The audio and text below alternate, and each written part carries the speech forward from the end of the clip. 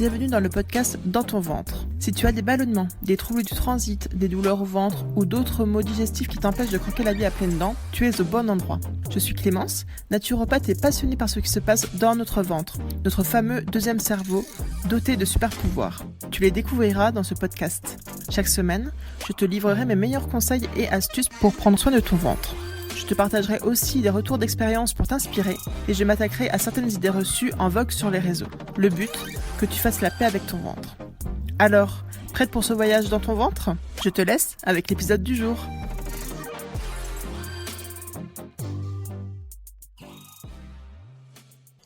Hello ! Aujourd'hui, je te parle des probiotiques. Il y a de grandes chances pour que tu en aies pris au moins une fois dans ta vie, pendant ou après un traitement antibiotique, pour te remettre d'une maladie infectieuse, peut-être que tu en as pris aussi en prévention, pour éviter les maux digestifs par exemple, pour éviter de tomber malade, pour avoir une meilleure immunité, ou peut-être que tu en as pris pour soulager la constipation, les ballonnements, pour maigrir. Enfin voilà, il y a différentes façons de prendre des probiotiques et c'est vrai que c'est maintenant assez répandu et on en parle de plus en plus. Surtout qu'il y a de plus en plus de recherches qui montrent le rôle que la flore intestinale a sur notre organisme. Donc les probiotiques prennent de plus en plus de place sur le marché des compléments alimentaires. Avant tout, avant de rentrer dans le vif du sujet, je voulais te présenter le sommaire de cet épisode.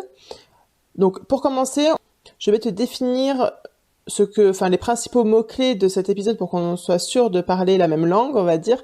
Donc je vais te dire ce que sont les probiotiques, les prébiotiques, les postbiotiques, ainsi que la flore intestinale. Ensuite, je te dirai dans quelle situation je conseille de prendre des probiotiques et lorsque je le conseille de ne pas en prendre également. Est-ce que c'est toujours bénéfique de prendre des probiotiques ? Est-ce qu'il peut y avoir des inconvénients ? Est-ce qu'il y a des situations dans lesquelles il faut vraiment éviter ? Donc ça, on le verra dans la deuxième partie. Dans la troisième partie de cet épisode, on verra comment bien choisir les probiotiques parce que je sais qu'il y a une offre très importante sur le marché, il y en a beaucoup en pharmacie, en magasin bio, sur les sites internet. Donc on peut facilement être perdu devant tant de choix et les qualités varient vraiment d'un produit à l'autre. Là, on verra les bases, je te donnerai les principaux critères pour choisir les bons probiotiques. Mon but avec cet épisode, c'est vraiment que tu fasses le tri parmi tout ce que tu entends sur les probiotiques, que tu saches si c'est vraiment bon pour toi ou pas, même si je te conseille de te faire quand même accompagner lorsque tu prends ce genre de compléments, et que tu choisisses les bons compléments alimentaires également.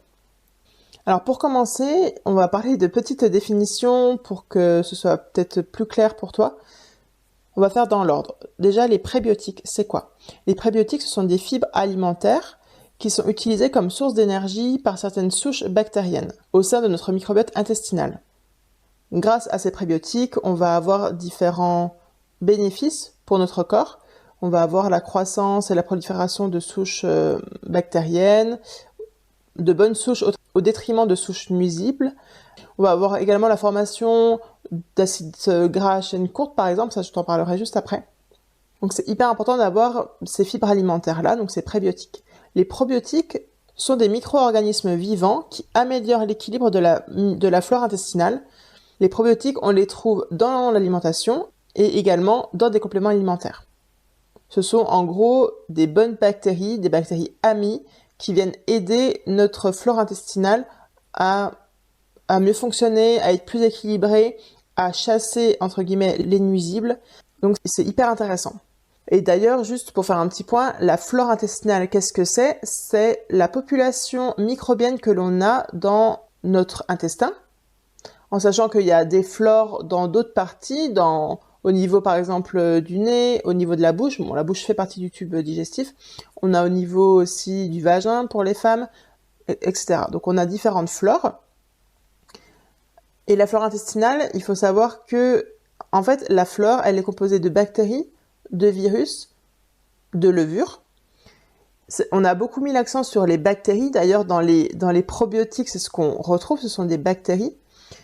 Mais à savoir que voilà, il y a aussi des virus, il y a d'autres choses dans notre flore et que finalement la population, elle augmente plus on descend. C'est-à-dire que plus donc, on descend vers l'anus, on va avoir de plus en plus de bactéries.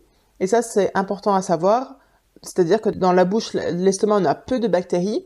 Dans l'intestin grêle, juste après l'estomac, on a une assimilation des nutriments, pareil, on a peu de bactéries et c'est normal, c'est nécessaire pour avoir une bonne assimilation des nutriments. Et on va avoir ensuite beaucoup de bactéries dans le côlon. On va avoir une fermentation possible, une putréfaction possible, avec selon ce qu'on mange, selon si on le digère plus ou moins bien. Et aussi, on va avoir une assimilation de certains nutriments que nous-mêmes, on ne pourrait pas assimiler si on n'avait pas ces bactéries amies qui étaient là. On parle aussi de symbiotiques. Les symbiotiques, ce sont des compléments qui renferment à la fois des probiotiques et des prébiotiques. Et ça, il y en a beaucoup, beaucoup. Et d'ailleurs, c'est ce qu'on trouve très souvent sur le marché. Des compléments qui sont composés à la fois de probiotiques et de prébiotiques. Et de plus en plus, on parle de postbiotiques. C'est encore un nouveau terme, un terme qui est assez récent. Là, les postbiotiques, ça va être les composés qui vont être produits par les bactéries lors de la consommation de prébiotiques, de fibres. Je vais vous parler par exemple des acides gras à chaîne courte. Ils sont hyper importants pour nous et c'est grâce aux bactéries qui consomment ces fibres-là qu'on peut en avoir. Donc on appelle ça des postbiotiques. Et d'ailleurs, on commence à en trouver dans des compléments alimentaires. Voilà pour le point définition. J'espère que grâce à ça, vous y verrez un peu plus clair dans ce jargon. Ensuite, dans la partie 2, je voulais voir avec vous dans quelle situation on prend ou pas ces probiotiques. Est-ce que c'est toujours bénéfique? C'est un peu comme le titre de mon épisode. Est-ce que un probiotique, c'est automatique ou pas? Ça peut vous rappeler la pub qu'il y avait beaucoup à la télé il y a quelques années. Pour les antibiotiques, c'est pas automatique. Je dirais un peu la même chose pour les probiotiques. Je vais vous expliquer. Juste avant, je voulais vous rappeler qu'il n'y a pas de microbiote idéal. Chacun a son microbiote. Il se forme vraiment dans les 2 premières années de vie. C'est pour ça que c'est important. On va dire que la naissance par voie basse, c'est important. Que être allaité, en tout cas avoir une alimentation équilibrée quand on est enfant, c'est hyper important, surtout avant 2 ans. Mais ensuite, notre flore intestinale, elle va changer dans notre vie. Par exemple, si vous prenez du poids, si vous devenez en surpoids, la flore, elle va être moins diversifiée. Si vous avez des maladies, si vous prenez beaucoup d'antibiotiques, notre flore, elle évolue avec le temps. Mais le but, c'est quand même d'avoir une flore qui est variée. Chacun a sa signature microbienne et on peut faire des tests pour savoir ce qu'il y a dedans. Ça, c'est encore en pleine recherche, on va dire. C'est possible d'en faire avec le laboratoire Barbier, avec le laboratoire LIMS en Belgique. Vous pouvez faire ça. Les résultats sont intéressants, mais c'est surtout intéressant pour voir si vous avez une candidose, par exemple, si vous avez des proliférations de parasites. Mais sinon, c'est pas utile en soi de faire des tests de microbiote si vous n'avez pas de problèmes digestifs ou des problèmes qui vont pas vous déranger. C'est quand même important d'individualiser la prise de probiotiques parce que il y a des souches différentes qui vont avoir, selon la science, des effets différents sur notre corps. Ensuite, on va commencer par le début. Est-ce que c'est important d'en prendre en prévention des probiotiques? À mon sens, je dirais qu'il y a d'autres priorités que de prendre directement des probiotiques. Je travaille dans un magasin bio et je vois beaucoup de personnes, leur réflexe quand elles vont pas bien, quand elles ont un problème, c'est de se diriger vers les probiotiques.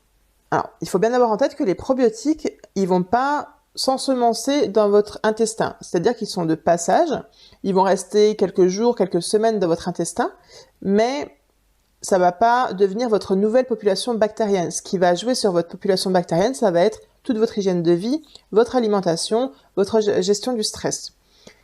C'est pour ça que, à mon sens, prendre des probiotiques en prévention, ça n'a pas vraiment de sens. Et il y a d'autres choses à faire. Par exemple, vraiment rééquilibrer son alimentation, être sûr d'apporter assez de collagène, d'oméga 3, de protéines pour avoir les bonnes briques, apporter aussi assez de fibres avec un taux qui est adapté à vous. Parce que là, pareil, c'est important d'amener les prébiotiques, d'amener la nourriture à vos bactéries. Donc, pour moi, il y a d'autres choses à prendre pour être en bonne santé. Si vraiment vous n'avez pas de problème particulier et que vous vous posez la question, est-ce que c'est intéressant de faire de temps en temps des cures de probiotiques? Je vous dirais que c'est pas utile. Là, en revanche, où c'est vraiment utile, c'est quand il y a une prise d'antibiotiques ou d'antifongiques. C'est hyper intéressant de prendre des probiotiques pendant le traitement et aussi après, parce que je vois beaucoup de personnes qui vont prendre le traitement juste pendant la cure d'antibiotiques ou d'antifongiques et ensuite qui l'arrêtent. Sauf que si vous voulez, lorsque vous prenez des probiotiques lors de ces traitements-là, ils vont limiter les dégâts sur votre flore, mais ils vont pas éviter non plus les dégâts. Les antibiotiques qui sont hyper efficaces, même les antifongiques, ça va dégommer la bactérie ciblée ou le champignon ciblé, mais ça va aussi enlever des bonnes bactéries. Donc c'est important pour aider votre corps à refaire son équilibre, on va dire, de continuer la prise au moins pendant 2 semaines après la fin du traitement, voire vous pouvez le faire pendant 1 mois. C'est hyper intéressant. Et là, pour le coup, faut pas oublier, c'est toujours à distance des médicaments. C'est bien de compter au moins 2 heures entre la prise des probiotiques et la prise des antibiotiques, par exemple. Ça, je vous referai un point à la fin de l'épisode pour vous dire comment prendre au mieux les probiotiques. C'est aussi intéressant de prendre des probiotiques quand vous avez eu une gastro-entérite ou une diarrhée aiguë ou une chose qui vous a perturbé au niveau intestinal. Là, ça peut être intéressant. Mais voilà, faut faire attention parce que dans certains cas où vous avez des troubles digestifs chroniques, je pense par exemple au SIBO. Le SIBO, il est pas très connu, ce trouble-là. C'est une prolifération anormale de bactéries au niveau de l'intestin grêle, où normalement il n'y a pas beaucoup de bactéries et c'est normal. Lorsqu'il y a trop de bactéries, si vous amenez des probiotiques en plus et des prébiotiques qui sont souvent à base de FODMAP, donc ça ce sont des fibres qui vont être très difficilement digérées si vous avez un SIBO, ben là ça peut aggraver vos symptômes. Lorsque vous avez un SIBO ou une candidose, en fait on enlève déjà les parasites, on enlève les bactéries en trop, on travaille sur le terrain et ensuite on peut venir réensemencer avec des bonnes bactéries. C'est pour ça que je vous conseille de vous faire accompagner lorsque vous prenez des probiotiques, de pas en prendre de manière automatique. Ça peut être, alors je vais pas dire néfaste, mais ça peut être contre-productif en tout cas. Donc globalement, je dirais les principales indications des probiotiques, c'est pendant et après un traitement antibiotique ou antifongique, pendant et après une gastro-entérite, une intoxication alimentaire, et aussi, bien sûr, après avoir fait un traitement contre la candidose, contre le SIBO, ça c'est important aussi, ça va aider. Il y a aussi la question des sportifs, des personnes qui font par exemple de l'endurance de grande distance, par exemple ceux qui font des marathons, des semi-marathons, ceux qui font beaucoup de musculation. C'est à savoir que ça peut abîmer l'intestin, ça peut être... Parce qu'en fait, lorsqu'on fait du sport, le sang part du tube digestif et va en priorité dans les muscles.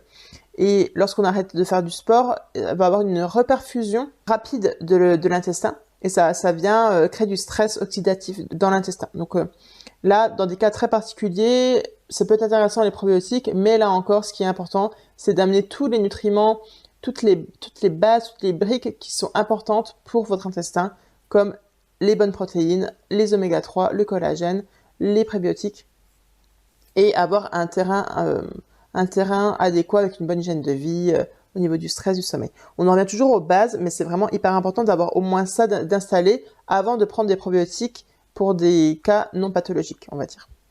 Après, comment on choisit les probiotiques? Parce qu'il y a beaucoup d'offres, beaucoup de compléments différents sur le marché. Donc, comment on fait pour choisir?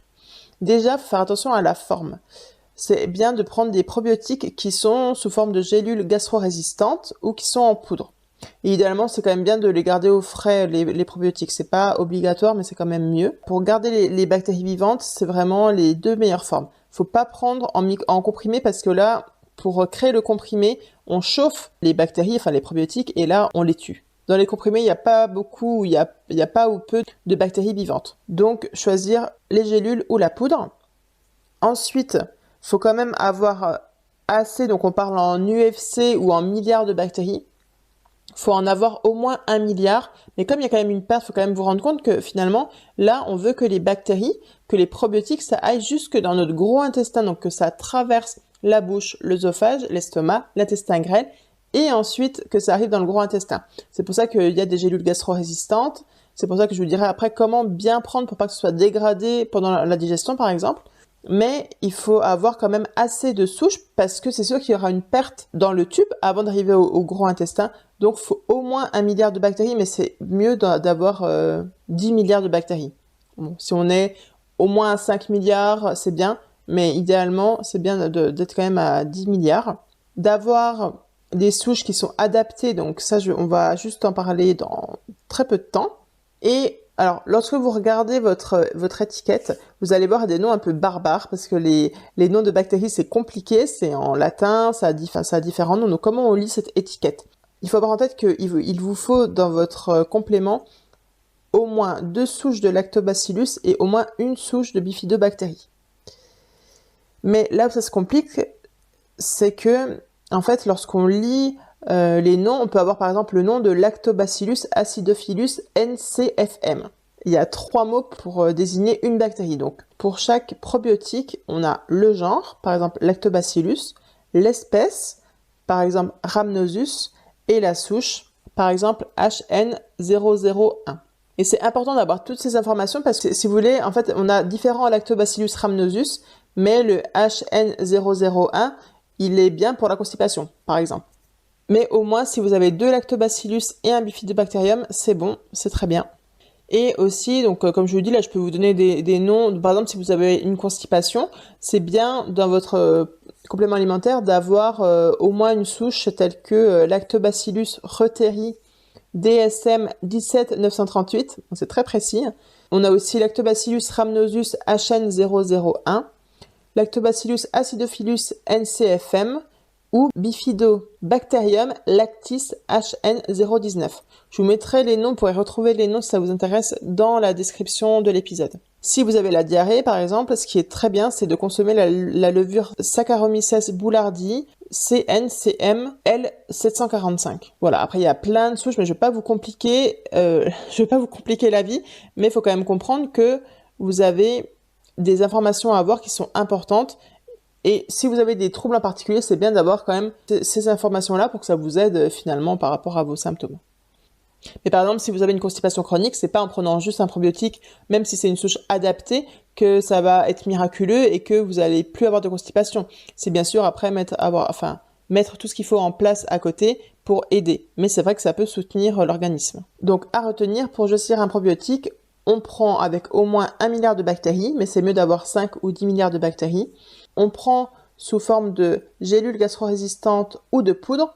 On prend des compléments qui ont plusieurs souches de bactéries et au moins 2 lactobacillus et une bifidobactérie.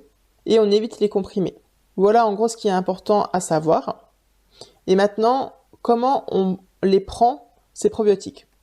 Il est recommandé de prendre les probiotiques en dehors des repas. Parce que si vous les prenez pendant le repas, il y a beaucoup de choses qui peuvent dégrader vos probiotiques. On va avoir toutes les enzymes, on va avoir l'acide de l'estomac, on va avoir la bile qui peut en fait prédigérer, tout ça peut prédigérer les bactéries contenues dans votre complément alimentaire.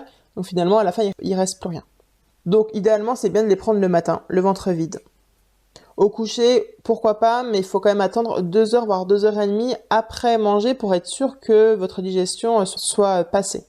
Et si vous faites un repas copieux, par exemple, vous n'allez pas prendre 2 heures après, ce sera trop juste. Donc c'est mieux le matin, au moins c'est fait, vous n'avez plus à y penser. Donc ne pas prendre pendant les repas, les garder au frigo de préférence, espacer la prise d'antibiotiques et de probiotiques de 2 heures environ. Et aussi, si vous prenez des produits à visée antibiotique comme de l'extrait de pépins de pamplemousse, comme l'huile essentielle d'origan par exemple, la chlorophylle aussi, vous n'allez pas prendre vos probiotiques en même temps. Faut espacer aussi de 2 heures. Petit aparté par rapport aux enfants, faut pas donner des probiotiques trop tôt aux enfants. Parce que eux, ils ont leur flore qui est en train de se créer, de se faire. Donc, il y a des souches après qui vont exister pour les enfants. Il y a des compléments qui sont adaptés aux enfants.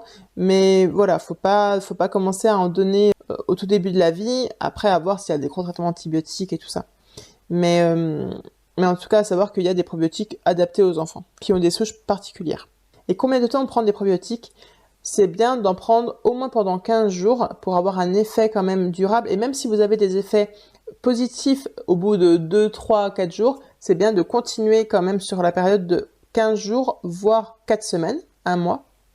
Après, vous pouvez en prendre pendant 2 mois, 3 mois, mais là, il faut vraiment se faire accompagner parce que c'est bien en fait de personnaliser le traitement. Et aussi, vous pouvez suivre la posologie qui est écrite sur la boîte, mais parfois, c'est bien de doubler, par exemple, au début, de doubler la posologie pour vraiment aider, par exemple, si on prend un traitement antibiotique. Mais ça, c'est toujours être accompagné pour ça. Mais au moins, vous pouvez suivre ce qui est écrit sur la boîte de base. C'est déjà très bien. Mais à savoir que la dose varie. Par exemple, si on est en phase intensive, on veut rééquilibrer la flore, là, on va être plutôt sur 8 à 20 milliards de bactéries. Donc, c'est là, par exemple, qu'il faut doubler la dose qui est indiquée en général. Et après, on reste comme ça pendant 1 semaine et on diminue à la dose, on va dire, indiquée sur le produit ensuite pour être sur une phase d'entretien pour le mois suivant. Et est-ce qu'il y a des effets indésirables à prendre des probiotiques? Il peut avoir des effets digestifs. On peut sentir une augmentation temporaire des gaz, une augmentation temporaire des ballonnements, un peu des irritations, ça va pas être forcément des douleurs, mais des inconforts au début de la cure, le temps que votre intestin s'habitue. Par contre, si ça dure trop longtemps, là, faut quand même arrêter et se poser la question de est-ce que c'est vraiment adapté à moi, hein, parce que c'est pas normal que vous ayez mal au ventre pendant un mois si vous prenez pendant un mois des probiotiques. Ça va être pendant 2, 3, 4 jours selon les personnes. Mais là, ça peut être intéressant parce que alors, ça, c'est aussi un peu... Il n'y a pas de vérité par rapport à ça, mais si vous avez, par exemple, un SIBO, dont je parlais tout à l'heure, en fait, il y a des personnes où les probiotiques, ça va pas du tout être adapté. Là, vous allez avoir des gros maux de ventre et tout. Donc, ça peut indiquer aussi, si vraiment ça dure et que ça passe pas ces maux de ventre, qu'il y a déjà trop de bactéries dans votre intestin et donc c'est pas adapté.